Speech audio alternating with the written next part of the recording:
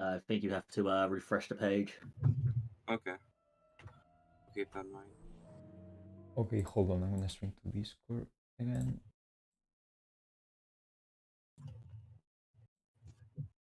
Okay. Yeah, just give me a 3, 2, 1 when you want me to start the timer. Okay. So 3, 2, 1, go. Okay, so this is me again for the second time. Watch out, headphone users. Check that no one was watching. Ron and Harry took off from the old Ford Anglia. Now all we've got to worry about are airplanes. I can't see anything in here.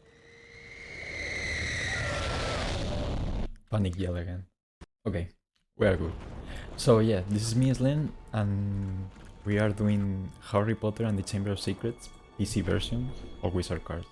So the first thing you may ask yourself is, I remember playing Harry Potter as a kid, but I don't remember the game looking like this at all. And that is because there are like 6 instances of Harry Potter and the Chamber of Secrets video games. Depending on the console, there's... well, I'm not gonna name all of them, but there are like GBC, GBA, PC, PS1 versions. And the category is all Wizard Cards, which is a good middle point between any percent and 100%, in which we have to collect all 50 bronze cards, 40 silver cards, and 11 gold cards. I'm gonna be a bit careful. Nice, got it, first try. So yeah, co-commentating with me are Max. Hello, Max. Hello. So Max is nowadays is more focused on Harry Potter modding, but he used to be like a big runner in HP1, and he was the founder of brightness boosting, which is a trick I did like 30 seconds ago, which completely changed Harry Potter 1 and 2 speedrunning, and we will explain it in a few minutes. And the other commentator is Flo. Hello, Flo. Hello. So if I need to introduce you to Flo, that means you have never heard of Harry Potter speedrun, which in a way is the point of this marathon. So he's an extremely yeah, exactly. He's an extremely skillful Harry Potter PC runner. He has like a lot of world records. And at some point during past year, he held the Octocrown, which means being the world record holder for all 8 PC games at the same time. Kind of a reference to that Summoning Sword video. Except this time it had a good ending. So yeah, they are gonna be doing most of the commentary because this category is a bit routing heavy, and I feel like if I focus too much on commentary, I may miss some cards. So yeah, hope you enjoy it. Alright, so I'm going to start by explaining a glitch you're going to be seeing a lot of. So whenever you see Slend grab a ledge and then go into the pause menu, what he's doing there is changing the game's brightness. So when you change the game's brightness, it flushes the game's like engine cache. And for whatever reason, if an animation is playing that has like the character moving, that animation gets incredibly exaggerated. And so the ledge grab animation just happens to actually move Harry up onto the ledge. So if you grab the ledge and change the brightness, you can go flying into the air. And that is done everywhere in this game. Another thing that you actually... Oh, go on. Sorry. Yeah, I was gonna say, it's a bit more, or like, it's not just, like, if you start changing the brightness slider, you'll just boost in your, like, it's not gonna send you in the same direction every single time, because in this game there's 3 different ledge grab animation, and depending on when you boost in the animation, it will send you in different direction. So it actually requires like a lot of knowledge and a lot of skills to know exactly when you want to boost in certain situation, what ledge grab you want to boost with. And yeah. Right, exactly. Another thing that you actually saw him do in the first level there was a ledge clip. So if you saw him jump at that sort of like gray brick wall, a couple of times, you'll notice that after a few times he popped up. Well, what happened there is by like just grazing the wall, Harry can like slightly clip into it. And so the game really doesn't like you being clipped into objects. And so it just tried to force him on top of it. And that's what he did there. Also, you should notice that I went for Aragog. That is character development. Oh, right. Do you want to explain the house points flow? I'll explain after. But so here Slime did something called pause casting. When you cast in this game, if you pause right after casting, because normally there's a cooldown between each cast, like before you can cast another spell. But for some reason, pausing just like resets the animation completely, and you can abuse that like pretty heavily. Especially in one of the boss fights, you would like abuse it very, very heavily.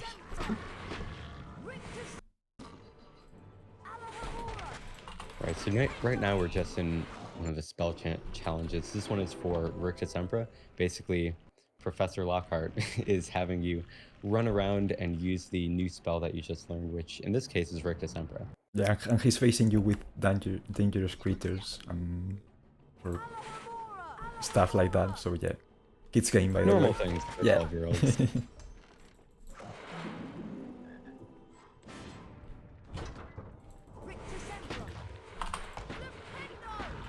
You can actually soft lock in this room. If you get really unlucky, the crab it kind of slide in the wall and it just doesn't hit the trigger, and you have to reload the save because there's just no other way to save it. I don't want to curse it, but that actually happened during practice a few days ago. Oh wow, that's really unlucky. Yeah. But yeah, that's not a very like that soft lock is known, but it's not like extremely common. So that's good that it's doing good. Right, so for this category, if you've played this game before, you might know that you're actually able to buy cards. But for this category, the purpose is to collect every single, I think there are what, 101? Yep. Yeah, 101 wizard cards throughout the challenges. And so actually none of the cards are going to be bought because then the run would just be a bunch of dueling to get beans. So yeah, to give a quick SHAR comparison, this category is really comparable to all tasks NLR because it has an arbitrary goal, which in all tasks is obviously to complete all the tasks, and the task is an arbitrary definition. In this case, we also have an arbitrary definition, which is getting all wizard cards. Like you don't get anything special apart from watching or being able to see all the cards in the post menu. And it also has an arbitrary restriction, which in case of all tasks is not being able to return to the previous level. And in this case, we are unable to both do Quidditch World, which is a trick that pretty much allows you to skip levels, and purchase wizard card, as Max just explained, because otherwise the route will just consist in dueling to grind 4 out of beans and purchasing all the cards, and it would not be fun at all.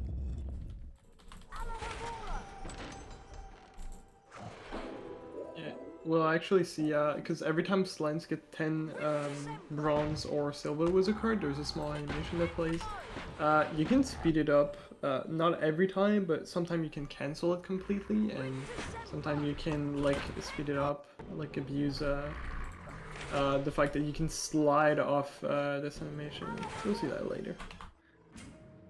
Oh yeah, something funny that just happened there. So that chamber that he just walked into, basically it's supposed to be looking for a crab to hit that trigger, right?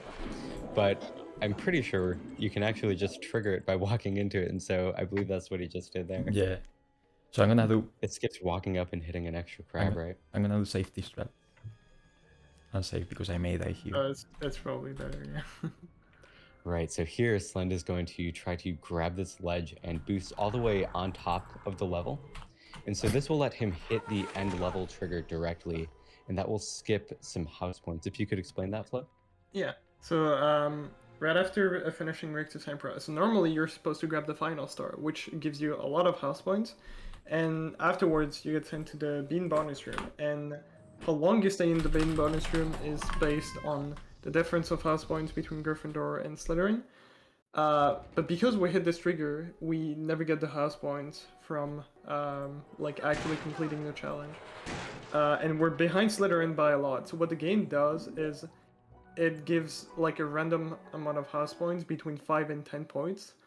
And it does that until Gryffindor is out of Slytherin. Yeah, basically I think it was done to show the bean bonus room at least once. Yeah. We will not be entering this room anymore. Because you can actually be behind Slytherin, not like by hitting the trigger or doing any like weird skip. Literally just by like failing the arrow keys and like being too slow on the challenge. But the game will just force you to go to the bean bonus room at least once.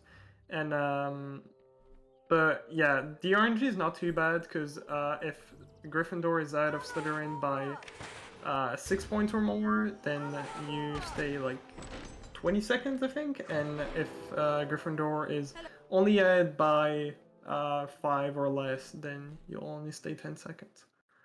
It used to be a lot. It used to be way worse in the past because we didn't know the trigger existed to leave Victor Sempra. So we actually had to grab the star, and then we're just getting a bunch of random RNG, like staying 40 seconds in the bean bonus room, 30 seconds. So it got a lot better. Definitely. That's it, Harry. Stay right on the snitch. You've almost Also, got to the Quidditch in this game is fantastic because in HP1 it actually required skills because you actually had full control. In this game, it's just an auto-scroller, so you just wait till the bar with the snitch fills completely and you just click, and that's it. Quidditch is a rough Yeah, game. pretty Oh much. no, you're forgetting you can slide around the screen. True. So much interactive Give them gameplay. a good nudge so you can catch the snitch. I should explain another one of the tricks that you're going to be seeing used a lot throughout the run. I didn't even realize it was happening because I'm so used to it at this point. You'll see when Slend jumps, he'll often like click his mouse to wave his wand. Basically, the jumping speed in this game is slower than the walking speed, but for some reason, when you wave your wand in the air, the game forgets that you're jumping, and so it sets your speed back to your walking speed, and so you can move a little bit This faster. leads to the dungeons. Yeah, Yeah. it's actually going to be useful for certain jump because like certain jumps that we do in this game are really tight, and even though like doing the spell take only saves like a couple units, it actually makes a pretty huge difference for certain jumps that are like really hard to do. I'm gonna be honest with you, Max. I also forgot. Like, I did not have in my mind the process of explaining that because I'm so used to it. Right, it's just something like if you run this game long enough, you'll just be doing it without even thinking about it. Yeah. So you saw Slime stopping here before actually hitting the cauldron. So for some reason, if you grab the ingredient and just run into the cauldron immediately to trigger the next sequence, the game will just soft lock. So we just have to wait until Snape says his line, and then we can skip the cutscene. This game really does not handle two cutscenes playing at once very well. So there are quite a few cases where you can get that to happen, and you really just have to wait most of the time. Yeah, sometimes it's used to sometimes triggering two cutscenes at the same time. It's called a multitask. It can sometimes be useful. Sometimes you can skip like certain cutscenes with it, or like speed up certain cutscenes. But yeah, most of the time you'll just be locked completely. I think this is a good time to talk about fake inputs. Oh yeah. Hopefully not to curse it. Oh, right. So there are these, you can see these arrow key challenges to learn spells before challenges. So basically, they are programmed really terribly. And so the minute spaces between the keys, like there can be some timing issues, and randomly, like this is not consistent at all, the arrow key will just randomly fail. And so you will have to wait for the wand to go all the way around the shape again and lose, I think 18. on this one it's like 18 seconds. Yep. This is actually funny because the game is actually like doing an input because like we had that case one where a runner actually got a fake input, but it was a correct input, like it was the left arrow, and the game actually hit the left arrow. It happened once, and it was insane. Oh wow, I didn't know that. Round Yeah. 3, go. But yeah, for some reason on Victor Sempra, it is like not extremely common, but it happens every now and then to get a fake input. On Scourge, it's very common. Like I Yeah. would say it's probably a 50-50. It's that common. On Yeah. Defendo, it's really rare, and on Spongify, it's almost impossible. Points to Gryffindor. Yeah. I think it has to do with like the spacing between the actual arrow keys, like the shapes on the spell. But It's really hard to say. It's just a real mess in the code. Yeah, on HP 1, like that was not a problem because in HP 1 to learn the spell, you actually had to do spell drawing and actually draw the spell with your mouse. Okay, funny, I think funny childhood story about that HP1 spell minigame. So the first time I ever played HP1, it was like, in a really bad laptop with this mouse pad. Like I didn't even have a mouse, and I could not get past the Flipendo drawing challenge. Oh my god, that's a classic. The thing about the spell drawings, I actually prefer them, but they have their own issue where sometimes the percentage counter will not go up at the correct rate, and so it can be impossible to complete those. Now in HP2, if you fail like the arrow key challenge, the game is just like, all right, keep going, we don't care. Yeah, In HP1, they do not let you progress unless you at least get a 50%. Like if you don't, you have to get an F. If you don't even do that, they're like, you can't play this game. yeah, and trust me, 50% with a mousepad is actually hard. You can actually do it with like directional, like actual inputs, like your directional inputs, but it is so hard to like hold direction, like do diagonal direction. So yeah, mouse is preferred by. Yeah, and in 100% runs, you have to get like all 4 stages, right? Which means up to 95%, I think. Yeah, in 80%, thankfully, we only have to go to 50%, and we can also skip one of the spell, but not in 100%. We have to do all of them. Yeah, it's really awful because you have to like reset the game, right? Like not reset the run, but you have to quit Yeah, you have and to reload. reload your save. Yeah, because if you fail anything after 50%, they do not let you like retry. It's just you're screwed. So this is one of the places where postcasting is very useful, because you have to. You would normally have to like wait for the snail to like go all the way to this trap and lure him, but it's just so much faster to postcast. You don't have to wait at all for the snail. You can just push him directly onto the trap. Yeah, although as you may have seen, my rhythm is awful, but it's still faster, trust me. And we'll see first multitask of the run actually in a bit. Yep, this time I learned it because I was doing a practice run last night with Max in ABC, and he told me you are not going for the multitask, and I completely forgot it existed. But now I do. Don't worry. I saw him push the block down, and I was like, what are you doing? So yeah, this multitask that you're going to see, it's going to be an instance of having a cutscene play while Slend is getting a wizard card. When you get, what is it, like every 10 or so Yeah, bronze every wizard time. cards, every 10. it plays, like Harry plays this animation and you get another health bar. But if you skip a cutscene, or if you get this cutscene to play, you can actually skip Oh, the no. cutscene and that will Oh, cancel. the spell didn't hit. The spell didn't hit. Missed it. Rip. But yeah, What should have it's happened, that block should have gotten pushed down, and you'll see a cutscene play here. Yeah. And that cutscene would have canceled Harry's animation.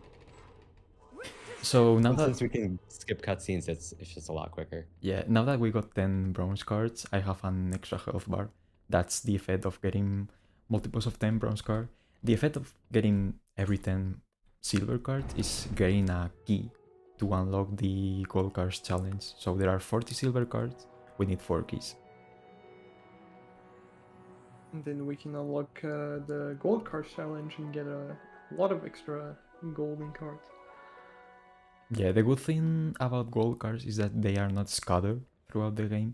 They are in a single like challenge or in a single level, so we don't have to worry about them. I'm gonna do a lot of like anxiety checks to check if I got every card, which I did. Yeah.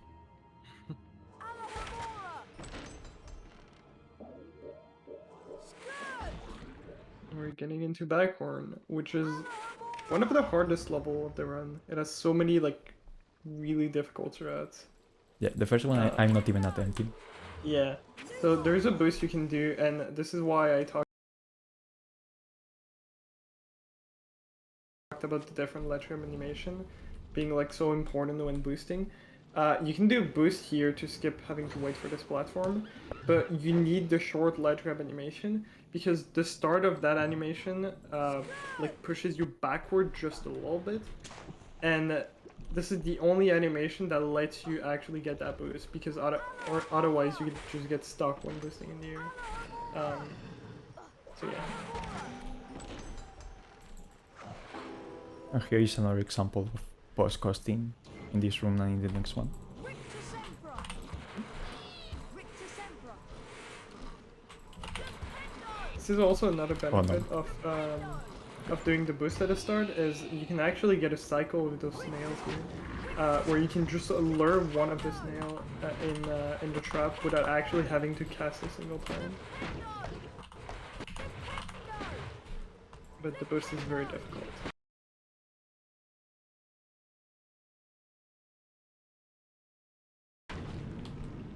It didn't happen here, but fire crabs have some really interesting movement. And so sometimes if you cast them in the right way here, you can have them literally just slide all the way into the chamber there. And That's and what we cast call them. the holding one. But it's and unfortunately it's very rare, so it didn't happen.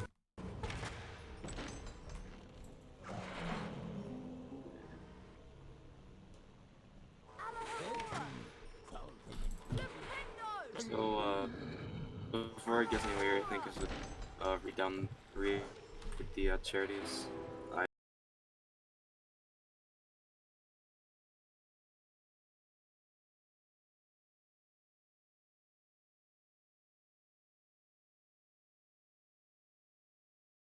Um, so right now we are supporting 3 charities. The first one is the Trevor Project, which is a non-profit organization that focuses on suicide prevention among the LGBTQ community.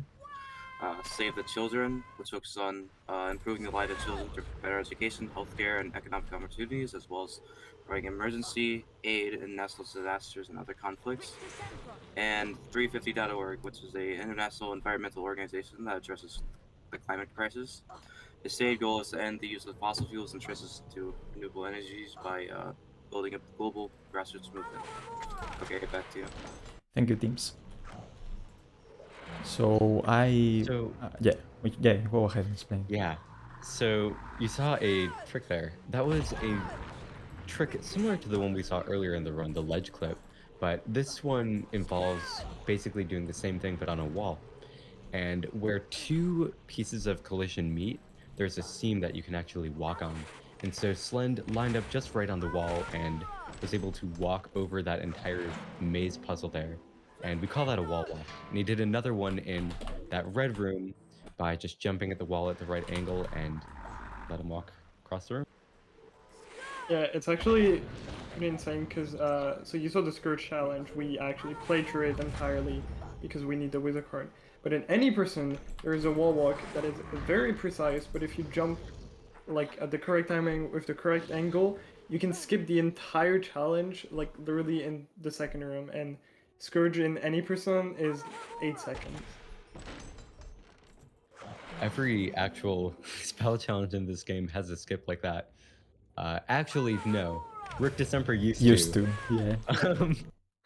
When we played on 120 FPS, we were able to skip the cutscene fast enough because the speed at which a cutscene is skipped is based on your tick rate or your frame rate. And you used to be able to just walk backwards and jump through the loading zone before the door closed behind you, but you can't do that on 60 FPS. Yeah. But every other spell challenge, you can either boost or do some sort of crazy trick to get straight to the end almost immediately. Yeah, just like SHAR allows for custom frame rates like 60, 120, 150. And that used to be the rule like a few years ago in Harry Potter in HP2. And 150 frames or higher, I think, allowed for the Ritus Embra challenge to be completely skipped. It created kind of an unfair advantage because there were people back in the day with such bad pieces that they could not even hit 120 and therefore they could not skip the challenge. And also, I think the mods came to the conclusion that that was not the intended way the game was expected to be played, so they changed the rule set and now 60 is the only possible frame rate. Yeah, when you play the game at a very high frame rate, there's a lot of really weird things that start to happen. Like NPCs get stuck on the stairs. Like the physics is like, or like her, the animations of her, like a lot of things are like very slightly different. The final boss fight is a lot harder at a very high frame rate. And yeah, 60 just made more sense overall. It doesn't look as like glitchy. It's just a better frame rate to play on. I think a lot of this game looks pretty glitchy, but Yeah. it's pretty impressive given the amount of time they had to make it. I'm not gonna lie, the game kind of looks like the Shrek game if anybody has seen it. Yeah. Made by the same developer Yeah. on the same Oh, engine. really? Although Shrek 2 is made in Unreal 2, so it's the next version of this engine. This is Unreal Engine 1, but yeah, same developer. You must be accurate in That's crazy. So remember when we were talking about fake inputs in Difindo, not even attempting the arrow keys is only 1 second slower, and although it is very rare, I don't risk like the chance of Actually, a failure 3 to happen. seconds in Swedish. Oh, what this is English for marathon Oh, true. convenience. I didn't even realize. Yeah, so that's something we didn't explain. But Swedish is actually that's something really funny about this game. So we knew that the Norwegian version was faster. Well, the Norwegian version is faster than English, but Swedish is the fastest version, and we knew that it was the fastest version, but we couldn't get like a copy online of the game, and like finding a copy on eBay was also like a pain. But someone actually finally managed to get a copy on eBay, and we're finally able to play this game in Swedish. And it saves about like 20 seconds, I think, in most categories. It saves a lot more in 100% because of the Quidditch matches. Different lines. Yeah, another, let's call it penalty for marathon purposes I got was raising graphic details to the max. So normally we play it on low graphic settings because brightness boosting is slightly less laggy, but I figured that for a marathon it's not a big deal. Yeah, so yeah, most of us play in low graphics because no. for some reason, if when you click on the brightness slider and you unpause, the game like freezes a little bit and it doesn't unpause immediately. But if you play in low graphics, the like when you unpause, it's like pretty much instant and you lose no time. It's really not a big time save like on the entire run. It's probably less than 2 seconds, so it's really not a big deal. Yeah, and trust me, if you have seen HP4 PC runs, the game looks terrible in low graphics, so I figured I would change it for this run. HP4 doesn't even have low. It doesn't even have an option to change the graphics. The only option in HP4 is subtitle.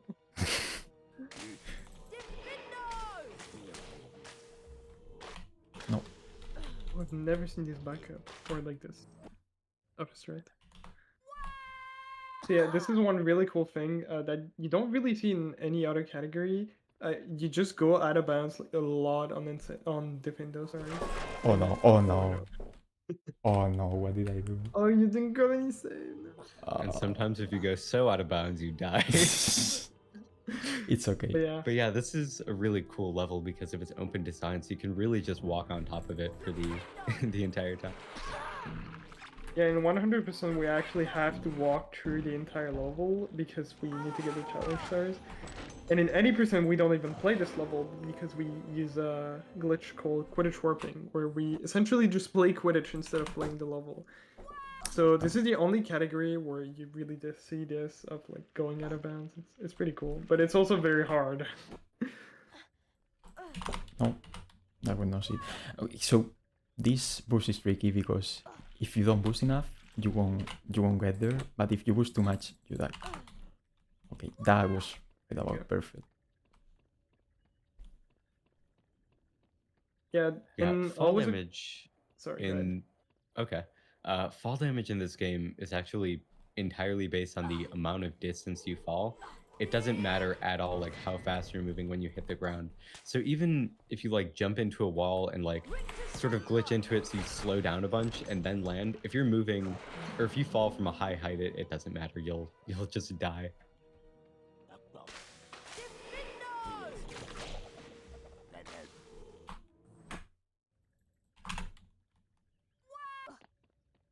Okay, I'm gonna take it easier now. Easy and safe.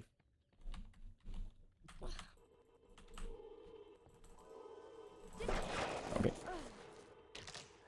Yeah, this is by far in Obelisk, this is by far the hardest level of the run because of all like the out of bounds section. It's really hard to like, especially this trick. There's another trick normally where you like right after the ledge grab, you boost out of it, you get into a wall walk.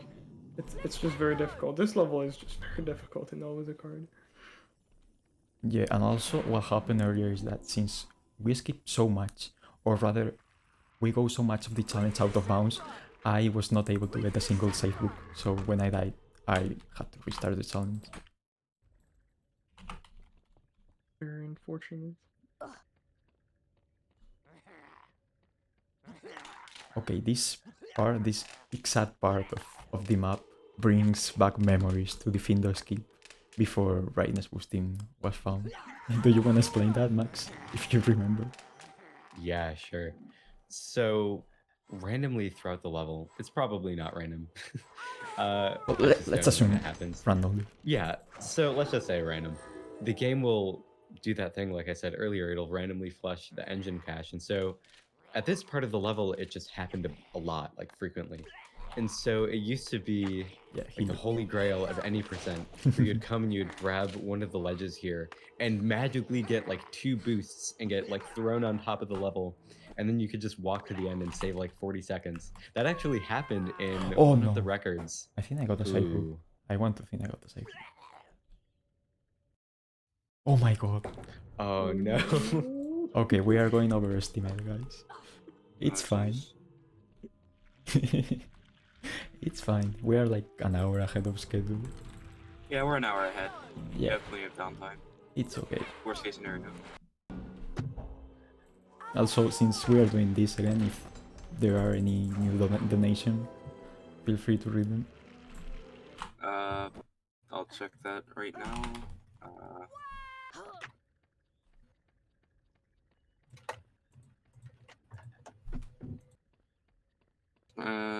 It doesn't look like there are any donations right now, but yeah, do exclamation point donate if you do plan on donating. I don't know what else to say in that respect. Is the hourglass the mission timer, or is it Yeah, it's the remaining timer, but I think if you run out of time, you don't even get kicked out, right? Like the chance continues. Yeah, you can just get have no 0 health. time. Yeah. It's kind of funny because the hourglass icon at the top is the same one that's used for the cutscene skip icon. And so that green hourglass, that just means Slend is skipping a cutscene. It's just kind of funny that they use the same icon for that. Yeah.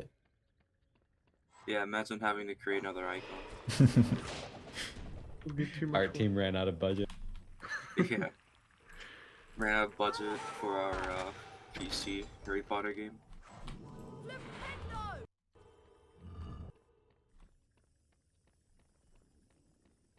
Actually, if I recall, for HP1, one of the developers was saying how throughout development, like the team would say the project was canceled, and so like everyone would just leave, and then like a week later they would say it's back on, and so they had a lot of trouble staffing enough people to get that game finished. But surprisingly, they did.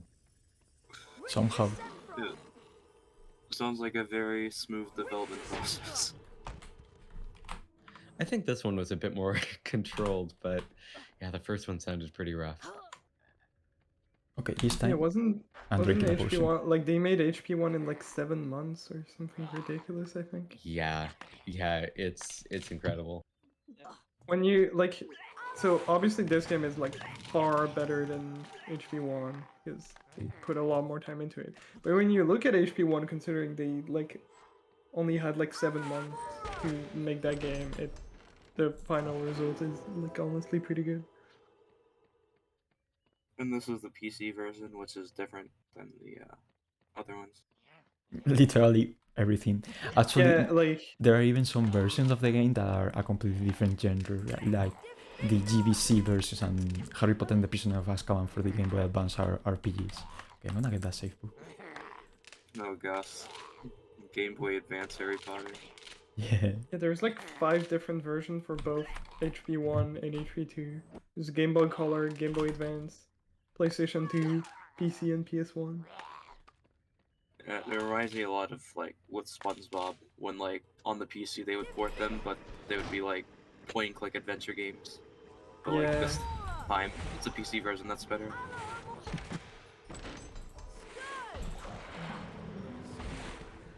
We actually have a very silly multi-run where you play all the Harry Potter games that exist.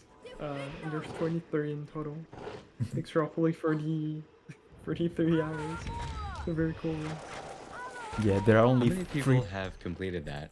3. 3 people. That 3? I is- thought it was only. That is Liam, Nixo, and Flo, but you took breaks, right, Flo? I went to bed. Oh boy, Yes, do we even want to talk about full serious Hando? Yeah, so the full series 80% is already like very crazy, obviously, because it's 34 hours. Full series 100%, which again, there's 23 different Harry Potter games. It's just like twice the length. The full series, like 100%, I think the sum of records is like very close to 60 hours. So. Yeah, and someone actually attempted twice, but just was too tired and didn't want to take breaks. But hopefully one day we'll see a completed one. Hopefully I not. believe. Yeah, hopefully not for everyone's health. Yeah. I hope that never Liam happens. said he was gonna take breaks on for the next one. Yeah, The next here's the thing. Mods at no point ever say that it is not allowed to take break. It is absolutely allowed. But then there are some people that are just insane and want to complete it in one go. Very smart people. I really want that. Yeah. And we're out of Defender. So yeah, something we didn't explain earlier. So we can always skip the animation of Harry grabbing 10 wizard card, 10 bronze, or 10 silver. But we can speed it up like this. For example, if you jump at the right timing into the wizard card right before you're about to get the animation, Harry sorts of like slide on the ground, and it takes a couple seconds every time. And in like certain situations, we can actually grab a ledge during that animation, and this is also not a way to skip the wizard card animation completely.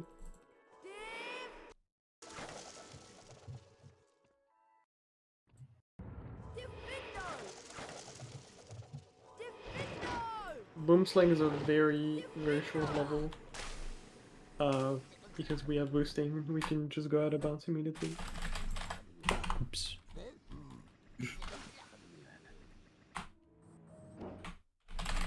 So actually we just received a donation from Crits for the Trevor project. BSB he says BS. Let's go. Love me some flipendo action. I can't read, sorry. Anyway, back to you. Thank you, Breach. So it's actually interesting here. So you saw Slime cut 2 ropes, which like flips the bridge, but for some reason, so normally you're supposed to go in 2 different rooms and cut 2 ropes once, then it turns the bridge once, and then do that a second time where in the room the slime went. But for some reason, if you go immediately into the second room and cut the 2 ropes, the bridge just turns like twice immediately, and you can catch it for a ride.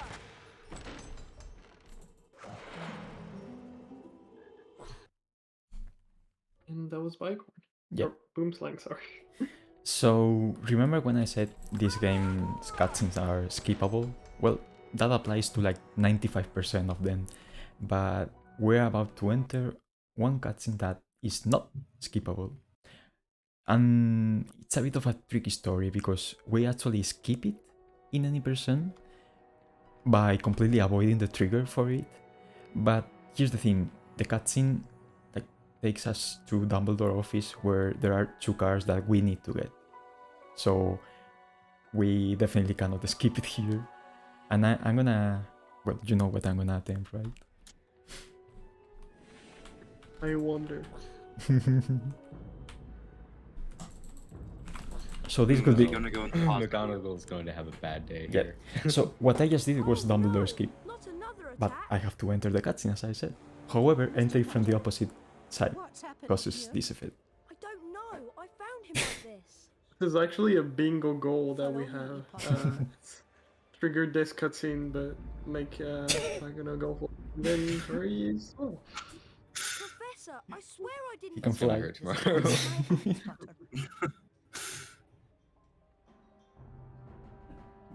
But yeah, the main reason why this cutscene is unskippable is because you see this statue that's going down. It really doesn't like to be skipped. And yeah, like I think someone actually tried to like make this cutscene skippable, and the statue just doesn't really go down. It gets stuck, and this is the only reason why this entire cutscene is unskippable. And the one on the way out of Dumbledore's office is the exact same reason, because the statue has to go down again, so they just made the entire cutscene skippable for that reason.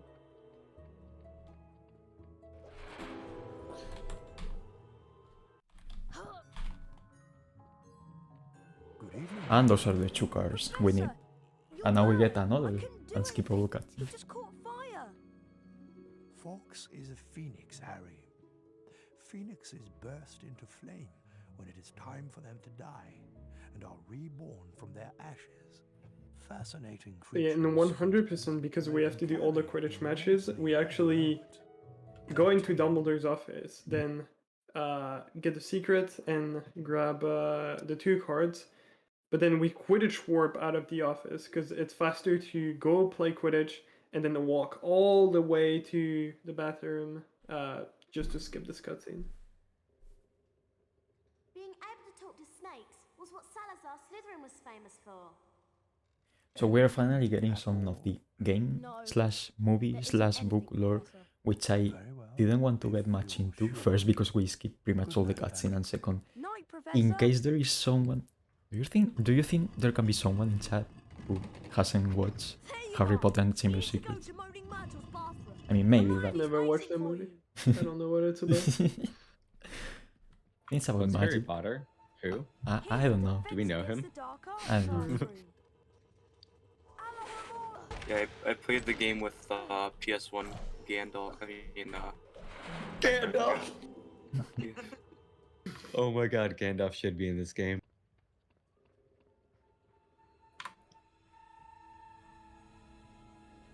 Follow me, Harry. Oh, It's a thing now. we found Well, someone. The best part of the game. So since Falco hasn't watched the second movie, we will not spoil it. However, you must be warned that the final battle of the game points toward like the final scene of the movie. So sorry. Just spoil It's kind of everything. weird how in the movie there's a little bit less of the pause menu. I don't know why. Yeah, I don't know. Didn't want to boost as much, I guess.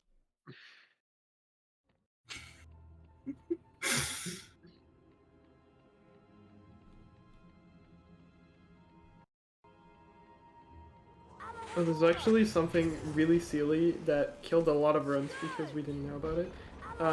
In the bathroom, there's a chest with a card in it, and like obviously like when you cast on a chest, you have to wait for it to open. So what we thought was, oh, I'm just gonna cast on this chest and then run into the cutscene trigger. The chest is just gonna open while the cutscene is playing. But if you do that, the chest opens, but the card never comes out, and you cannot get the card. It's literally impossible. So some runs died because we literally didn't know that was a thing. It's pretty cool.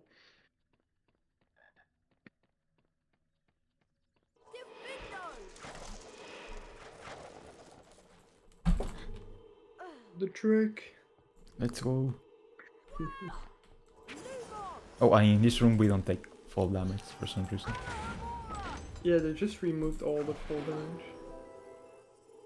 I think they added a trigger to remove fall damage because a lot of people were just jumping straight to the bottom and dying because it's a very strange layout there.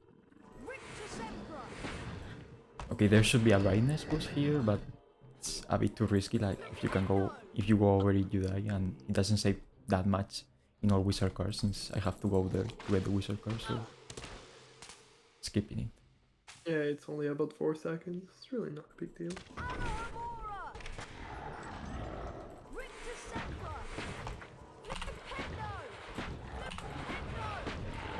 In this room, if you pause cast these two snails that are about to drop down, if you do that too quickly, you actually self-lock. Oh, they didn't kiss. They sometimes kiss. It's actually possible to have the snail with just like going down the hole, like just like running to their death like immediately, but couldn't happen.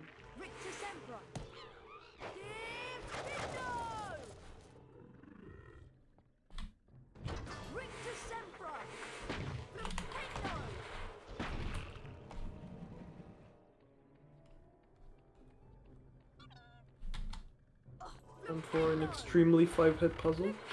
Yep. Very 5-hit puzzle.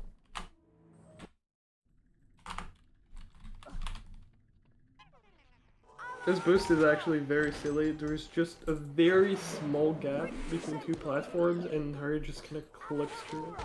That boost should not be possible. Yeah, when you grab a ledge, they reduce your collision size, and so that's actually the reason if you boost next to a wall, you can get sort of like halfway into it. There are some boosts that just shouldn't be possible, which is why brightness boosting was such a game-changing trick back in the day. And thank you, Bolmers, for the good luck. It made the game so much harder because, again, as I said, it's not just like when you grab a ledge, you boost. It's like depending on the animation, you get a lot of different results, and some boosts are actually very, very precise. So it made the game so much harder.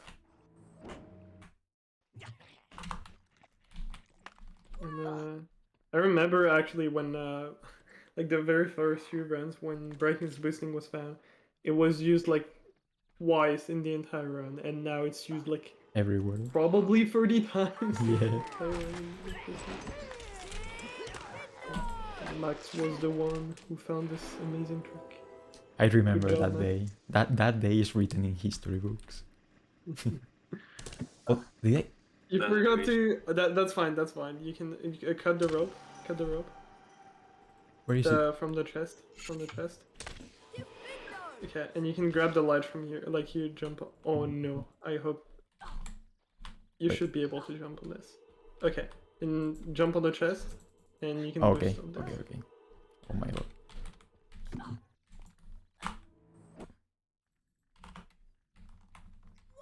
Is Easy it a back part up. of Harry Potter for like if something's a certain brightness you can't touch it?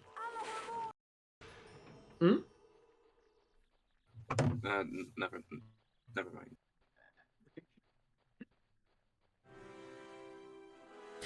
If you are not a big fan of brightness boosting, we also have glitchless, which is Yeah. as close as we can get to play the game as intended.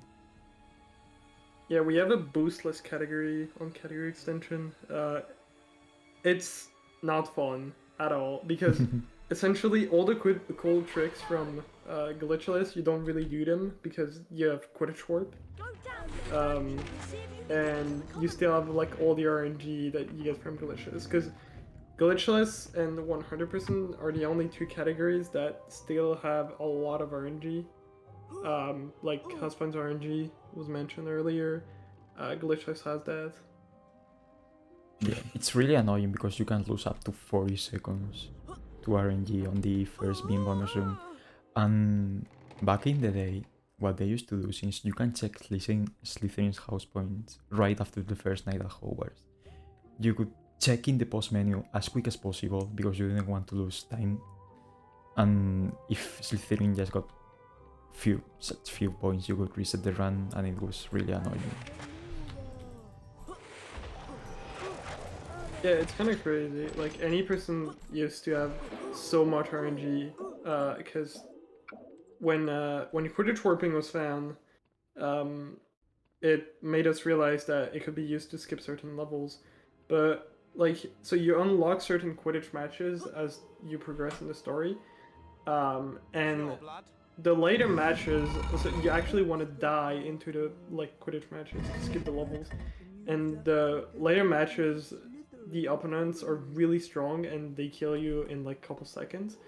But in Defendo, for example, you only have access to the third match, and Malfoy really doesn't deal a lot of damage. So you needed to get a lucky pattern, because like the pattern, like each Quidditch match, like where Harry flies through, is completely random, and there's like 9 of them, and you needed one specific pattern to get as much damage as possible, to die as quickly as possible. And this is just like one of the numbers, like elements that any person had in terms of RNG. It was really bad, but thankfully most of it is gone.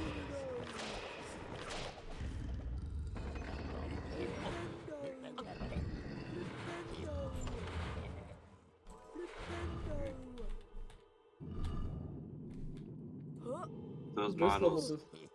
Sorry, go ahead. Oh, I was just saying those models. Yeah.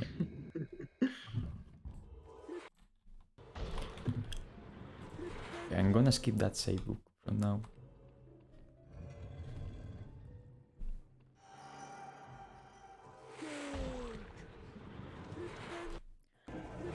Okay, if I can We're get... gonna get to see a pretty cool trick here that used to be called segmented only, but we've gotten good enough to do it The RPA. card. Oh, did I not? Oh my god, what am I doing? Oh, I was so looking forward to going for the tree that I completely forgot about the card. Dude, Thank you, Flo. I've skipped this chest in Hunto and always the card so many times. I killed so many rounds. Okay, if I get this first try, I will eat a shoe. That was a SHARCOM reference. Shoe? Yeah. A shoe? Oh, So this if is you not jump on looking the good. button, Yeah. yeah, not quite. If Not you jump shoe on the eating. button like at the very edge and jump on the bridge, walking on a slope is slower. So by jumping, you can keep enough speed, and if you jump at the right time, you can make it across the gap and skip having to glue the bridge together with ectoplasm. It's weird that you can't just let's grab it. No, you don't. Let's grab Yeah, I it. think they made it intentionally unledge grabbable Yeah. I see. for that reason. So you have to do, just so you have to do the puzzle.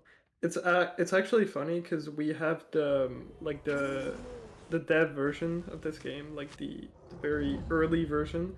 Don't worry, I did not forget and- about the card. Yeah, and like they actually made like they realized that the jump was possible because the collision for the button was like even bigger, and like you didn't, on the dev version you can just hit the switch and you don't even have to, or like you barely have to jump, or the timing for the jump is not precise at all. So they realized and they fixed it, but not well enough because we can still do it. Yeah.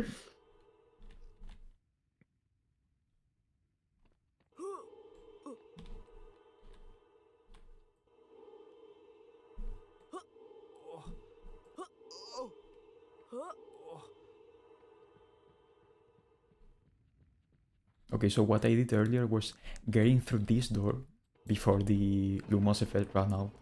So it could be permanently like unlocked, and I would come back for the car and I still have it open. I can do it faster. If I do some brightness boosting, I can make it in time, but I didn't want to since it is a bit risky. Yeah, it's a pretty tricky boost where you can get stuck very easily.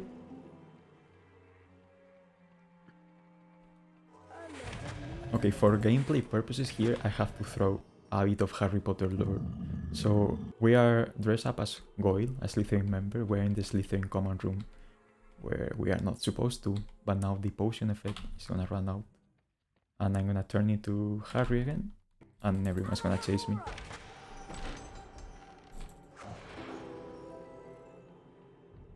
Normally they're pretty bad at chasing, but sometimes they'll move in just the right way where they trap you in a corner or something, so it can be pretty tricky sometimes. Okay, apparently there is someone chasing me. Oh, here it is.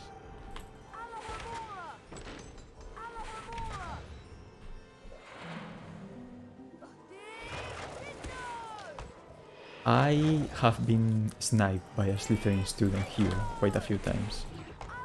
Here in this I very think world. everyone has. I thought I saw a Gryffindor in here. Hey, Professor Luckily they pause to yell at you before they actually Yeah. start moving, or it would be a good bit more difficult.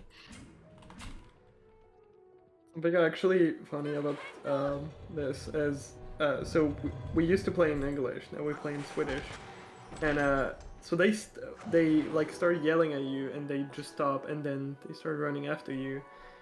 And in Swedish, because the dialogues are shorter, they start running after you like earlier. So the first few runs that were done in Swedish, people just like got caught like a lot because we're like, this guy is just running after me like immediately. What the hell is going on? So is the Swedish version faster for like the same reasons that like Japanese would be faster in some games? Yeah, for this game, so for like I think OOT for example, it's like mainly text. On OOT it saves like a ridiculous amount. It's like 20 minutes. But on this game it's just the dialogue. Like for example, this is the main time save. The like spell learning. You cannot like skip the dialogues at all, and they're just faster in Swedish. A couple seconds every time. It's like 20 seconds on the entire run, I think, for this category. All of the points in order to go forward. Let's go. Round one, begin. I've only seen in my entire life 2 people getting a fake input in Spongify Rockies. Extremely unlikely. Hopefully it doesn't happen today. There is one person called Avram35 who got a fake input twice on Spotify. The same person got a fake input twice on this, which is insane. I've never ever gotten a fake input on Spotify in my entire life because it's just so rare. Like it's almost impossible. Sick game. Yeah.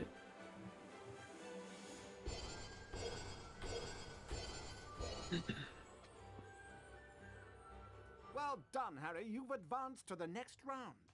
10 So points this for next Gryffindor. challenge in 100% Round is three, begin. like actually just so hard to do perfectly, because you can in 100% you have to get the goal times, which is like in the challenge, like you saw at the top, like the timer, we have to get like a certain goal time that's required for 100%. And all the challenges, we can just get all the secrets in the challenge and get the gold time. In this challenge in 100%, it's barely possible. You have to play almost perfectly and get like all the like glitches and skips. And it's also a bit of RNG because of those gnomes. Like sometimes they can just troll you, get stuck in the hole and stuff. So And they can even soft lock if they get stuck behind.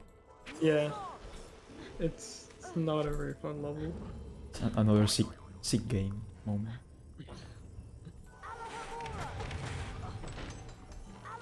I don't even know what I'm doing. Being the game's friendly, please.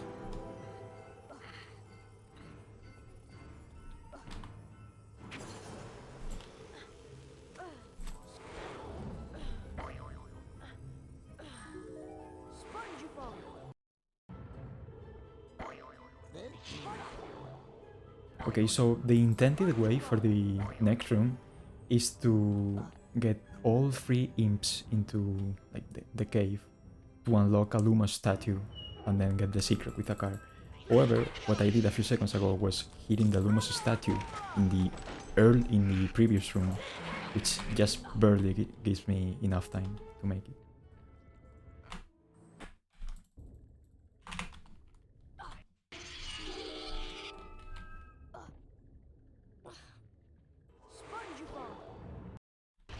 Okay, I'm gonna do this the casual way because I remember there was a boost here, but I did not. Yeah, the boost is really annoying because you need the specific animation. You need to boost like not too early in the animation, but not too late, and yeah, pretty good.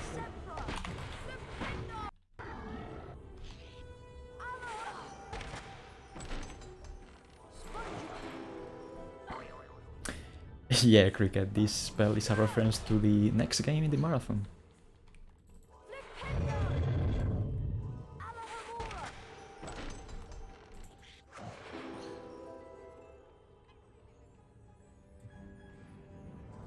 Yeah, for a bit I thought that all the spells were in Swedish, but just weird. So, actually, all the spells are pretty much the same in every language, except for Spongify. Spongify gets translated in pretty much every language. Like, I know in Spanish it is esponjificación, for some reason.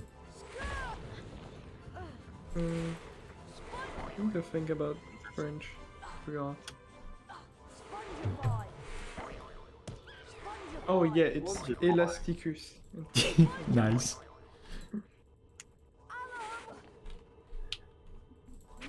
Scourge is also translated in French. I don't know about Spanish.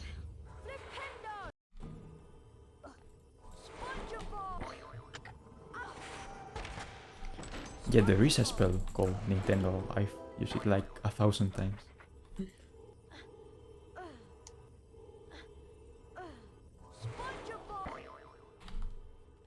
The Nintendo meme. It's too strong. We'll never end.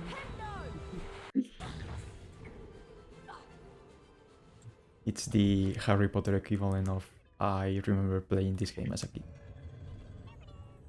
Which also happens with the Harry Potter saga.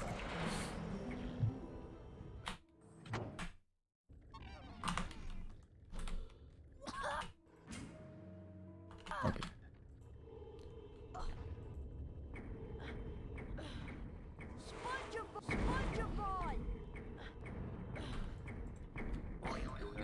Oh my god. How did I not die? Oh my god, that worked. By the way, this spider cannot hit you. I don't know why, but it just can't. I think right there, that room with the Spongify tile and that like weird slicey thing, that's like the only room in the game that the intended strat is actually difficult sometimes. Jeez. That was a sick gamer move there.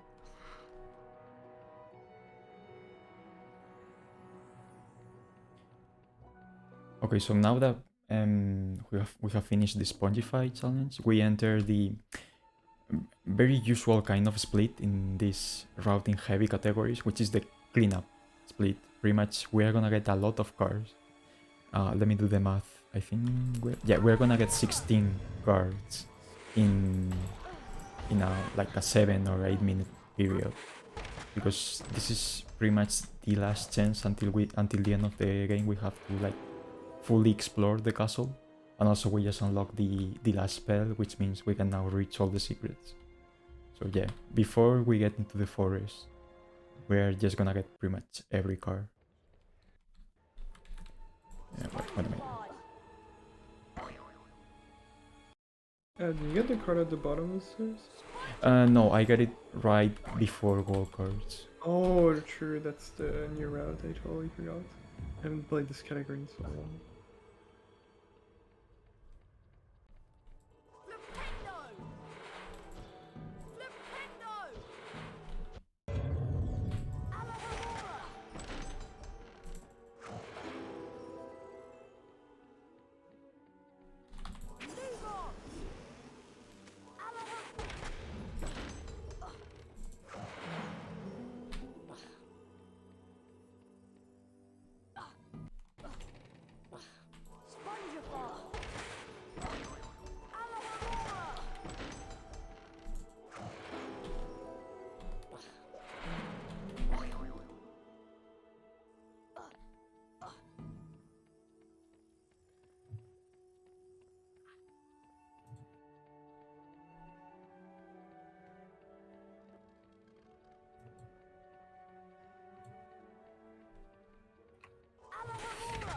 Okay, rest assured during the next cutscene, which is also unskippable, not because it's a cutscene, but rather because it's like unseen.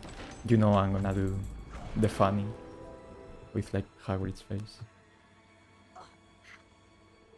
The curse cutscene. Yeah, it's so cursed. But actually it's even more cursed in low graphics. So this time... Sure. I mean, to let you know about how bad low graphics is, this text about the Chamber of Secrets has been opened. It is unreadable. It's only like red lines everywhere.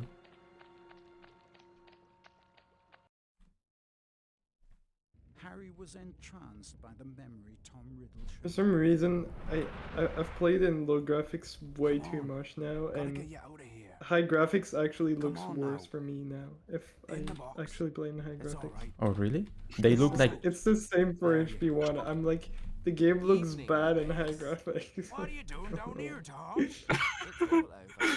I don't think you meant to kill That him, face. Let's but go. monsters don't make good pets. It never killed no one. Come on. The least Hogwarts can do is make Look sure at the this thing that killed beautiful that man. girl is slaughtered. Yeah. It wasn't him. That He nose. wouldn't. He never. Stand And aside. aside. No. No. No. I actually Boy, like the Aragog. the effort they put into that. There were no like shaders or filters they could use to make that room, so every single texture, every object, they literally just had to manually color it like sepia colored in order to get that effect. Nice. Really?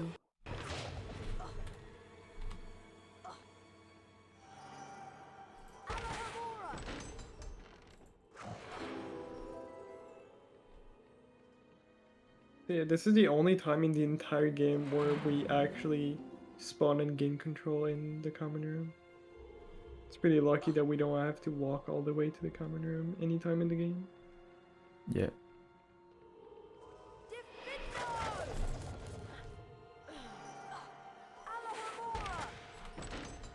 And we're gonna get the last few cards that are in the castle, besides gold cards.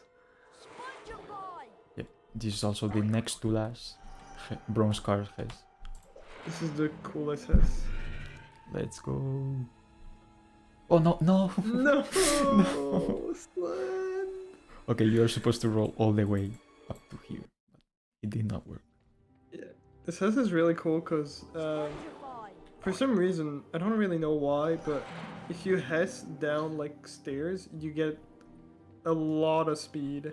It just speeds up the animation by so much. And then if you have a good angle, you can directly like land into or like slide in the loading zone and you just skip a little bit of the animation. It's really cool.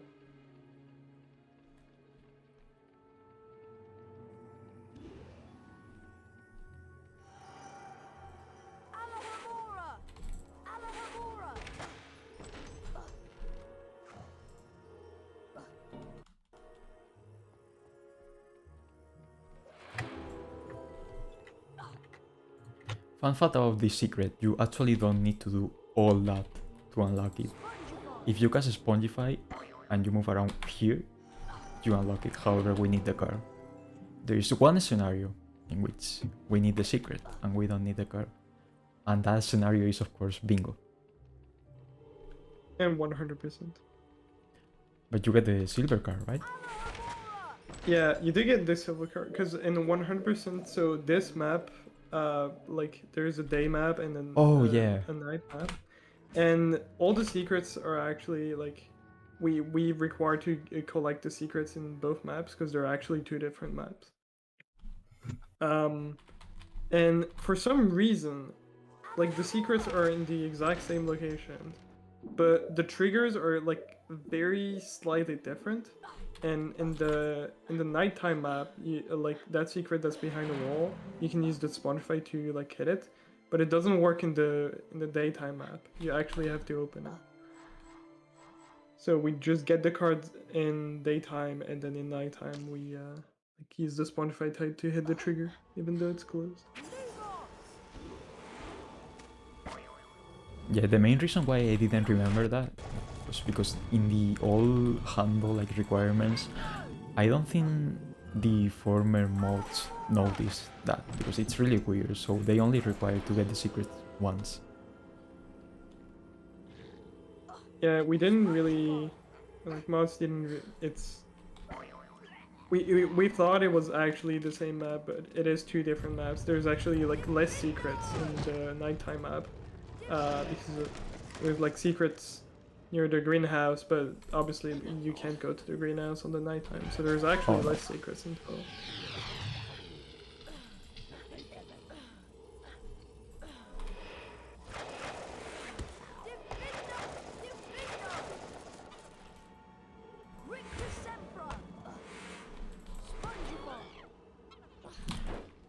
Really? Okay, it's fine, it's fine. I got the safe book, I'm pretty sure. Yeah. This is why you got safe books in marathon runs.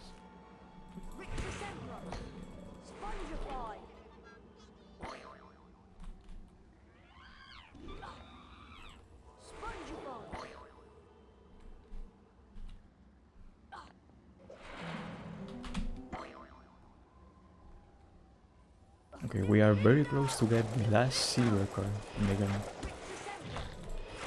Also, that was not the intended way to do that room. Normally you have to use 3 different Spotify tile, but in this game we abuse the fact that during like the Spotify animation, or when you like bounce off the tile, you actually still have movement, so you can just directly drop down and you get no fall damage. They sort of fixed that on HP3 by making it so that you have 0 control during when you bounce off Spotify tiles. Coming up pretty soon here, we're going to get another treat of the audio in this game. One of the most iconic ones. Yeah, after coming up here, there's a gigantic spider boss called Aragog, and, well, the audio is something. You'll have to hear it. Yep. You guys should probably increase the volume a little bit. This spider's a bit.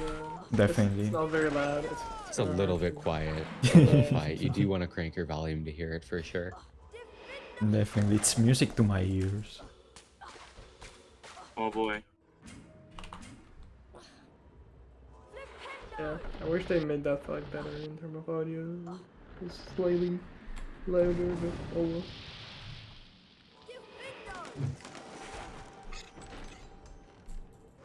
Okay, here we go. This is like Harry Potter equivalent of 6-7, where you enter the mission and everyone is like, oh my god, what a banger.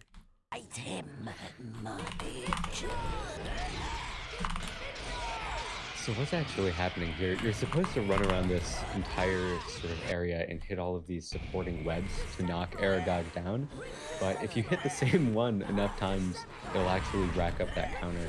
So if you hit, I think it's about 8 or so, Yeah. you'll knock down Aragog, and you can just do that in the same one. And this fight is just casting with the Sempra, not getting hit. Yeah, and also listening to Aragog's beautiful sounds. Yeah, I really want. great. I really wonder what that recording session in the studio is like.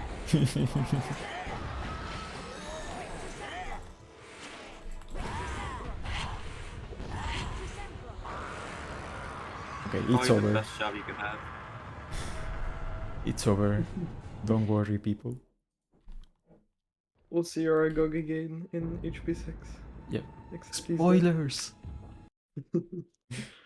The Harry Potter lore, man. Couldn't handle the podcast. Okay, so now that we got all 40 silver cards, we have all the 4 required keys to get into the gold cards challenge.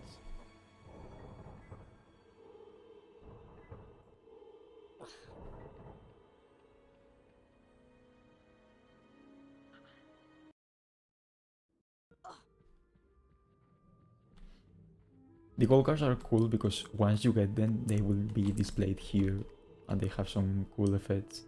They have all the iconic characters like Godric Gryffindor, Albus Dumbledore, and all that.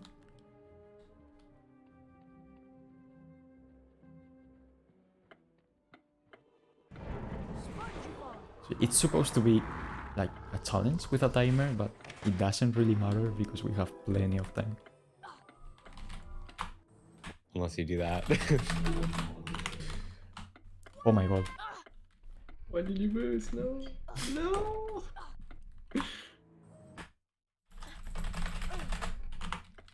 Okay, there we I didn't go. even know that backup existed. She has enough health. Barely. It's fine. Everything was under control.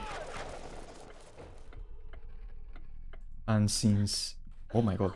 Nice door boost. Nice. Yeah, so sometimes when you boost, if you do it like right at the end of the animation or something like that, it'll actually store that boost. I have no idea why. So sometimes you'll just grab a ledge and boost like that if you've been boosting a lot.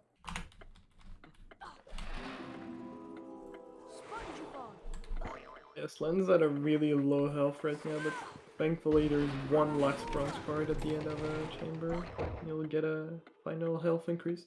Yeah. Which is really convenient, because then we get to the Basilisk fight.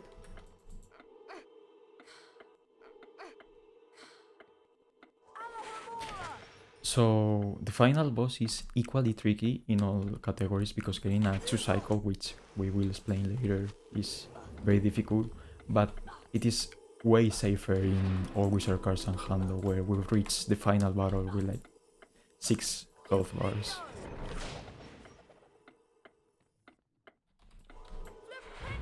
So there's a timer for this.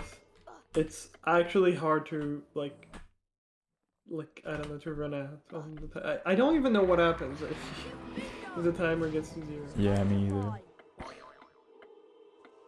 I don't think you fail it. That's yeah. Oh yeah, but don't worry, Cricket. 2-cycle is a good thing in this game.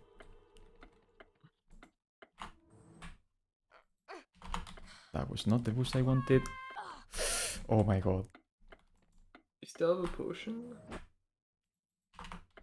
Look at my health. Do you not have a potion? You already used it? Yeah, he Oh. used it back Yeah, in Slang. I use my potion, Oh yeah. god. That was so close from getting full damage. Where am I? Okay, hold on. There you go. Okay. So this is scary now.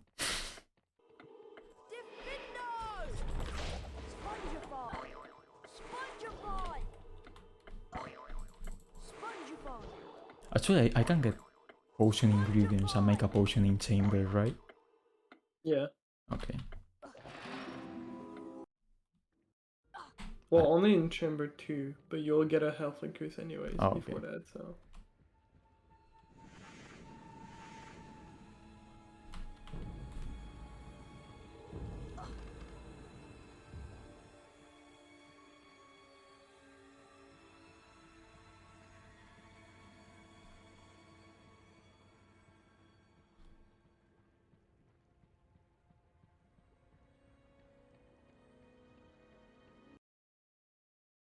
I'm just thinking about how annoying pixies are going to be with this health.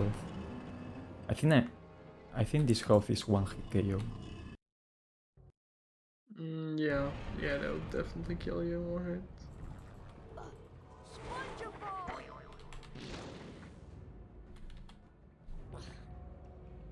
So I guess that's something interesting. When you jump off of a Spongify tile, you actually will not take any fall damage.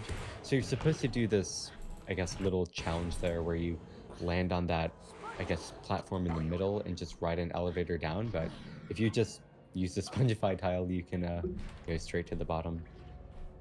Oh, I remember there was a frog here.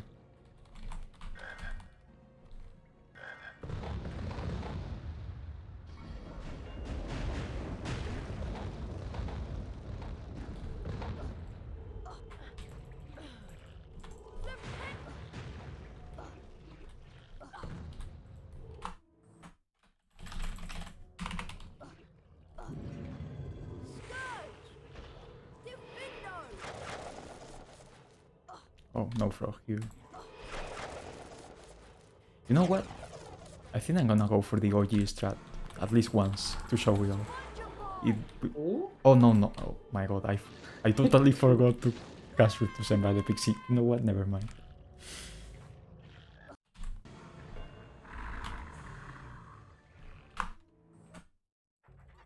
Yeah, back in the day before we had boosting or anything, the strat used to be you would stun one of the pixies there and bounce off of it, so you'd jump on the Spongify tile and redirect your momentum off of the pixie to land perfectly on that platform in the middle.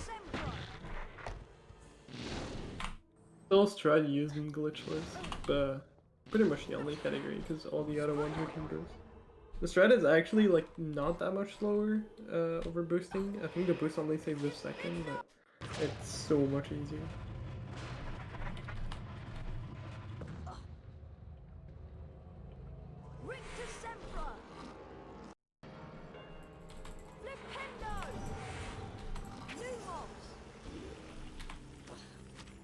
Oh, DD Daniel official asks, how can I buy this game? I'm sure, just like Char, there are links in the Discord server. Yeah, so pretty Oh much my with god. eBay. Oh my god. You can jump from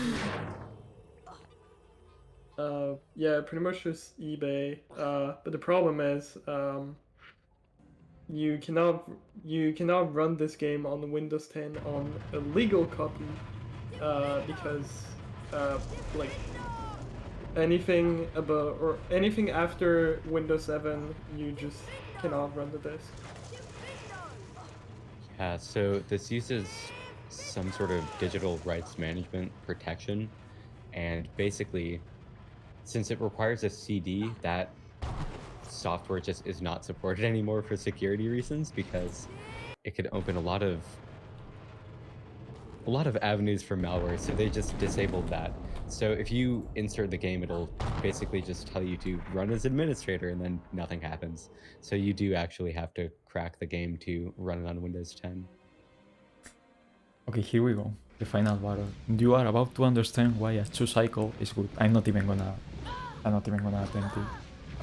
So yeah, if you wanna explain what happens with the final boss. Especially why you can only kill it here. Yeah, so there's 4 different holes, and you can damage the snake on any of those 4 vents. But they made it so that the snake dies in the on the second vent. And they only made it, or like the way the cutscene plays is only like the snake will die on the second vent, and they didn't program it so that like the cutscene will play like differently if the snake dies. I'm explaining this terribly bad. Maximum probably explained it better. Yeah, basically the snake just needs to die in a specific vent for, I think they specifically just do a check in the code to make sure he's in the right grade, but if not, he just won't die. It's kind of silly. Yeah, you can only kill it here, and that's why we want to get a 2 cycle. The best way to kill a snake is a 2 cycle, so you kill him on one vent and then the second one. Also, time is coming up very soon. Yeah. When In about it's this loading zone. time. Okay. GG. So yeah, I got a 4 cycle in the Basilisk fight, which is about average, about expected. And let's check. I got all the core. Only 3 minutes behind estimate, considering the like 2 deaths on Defender. It's really not that bad. Yeah, apart from the Fiend, I think this was a solid run. Thank you, everyone. Yeah, nicely done. Thank you. It's cool to see the Mediterranean sensation go. Yeah, definitely. So yeah, shout outs to Max and Flo for co-commentating with me. Thank you so much, and thank you to Teams for hosting, Critch for streaming, the admins for organizing all this, and thank you for watching. If you are interested into running this game in particular or any other Harry Potter game in general, feel free to contact us, and we will be willing to help. The Harry Potter community is actually a really good one. We have hosted a lot of tournaments in the past, and yeah, naturally Thank you for silly, having me, this. and You enjoy won't seal the SpongeBob. house cut from Slytherin like.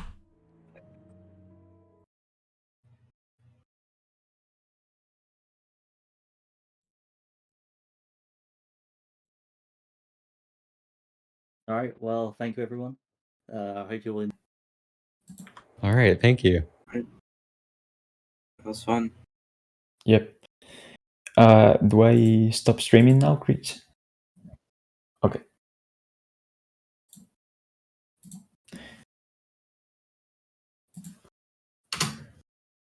Well, that was fun.